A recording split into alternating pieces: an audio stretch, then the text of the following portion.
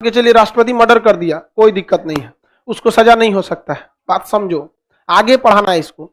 Reason क्या है कि अगर राष्ट्रपति के पद पर है या किसी को मर्डर कर दिया और सुप्रीम कोर्ट उनको फांसी की सजा सुना दे, निकालेगा कलम और माफ कर लेगा। समझ में आया?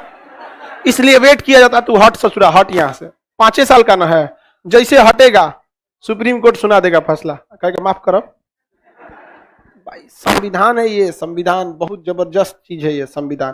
कहा जाता है कभी वक्त मिले तो मुझे इत्मीनान से पढ़ना, मैं तुम्हारे हर सवालों का एक मुकम्मल जवाब हूं, मैं भारत का संविधान हूं।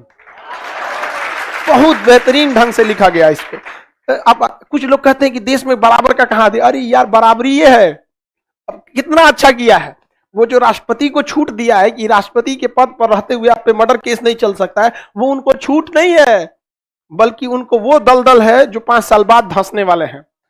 कितना अच्छा रहता है, नहीं आप पे भी मुकदमा चलेगा, तू तो कहेगा हाँ चलाओ, फास्ट चलाओ मुकदमा, 1 महीना में सजा दो, खुला कलम लेके घूमेगा सुप्रीम कोर्ट में, सजा दो, यहां फांसी दो, चढ़ के सुप्रीम कोर्ट के टेबलवा पे माफ कर दो, कह देगा उल्टा फांसी दो, पैर पड़े हम, झूलो यहां झूलो वहां। समझ आ गया कि नहीं आ गया?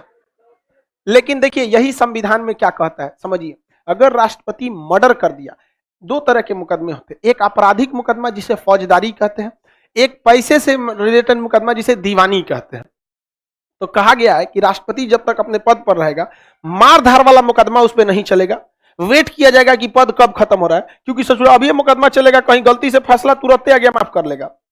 लेकिन अगर राष्ट्रपति पैसा से रिलेटेड कोई गलती किया है तो पैसा वाले मैटर पे कभी जेल नहीं होता है, फाइन लगाया जाता है। समझ में आ गया कि नहीं? तो मुकदमा चल सकता है, समझ रहे हैं?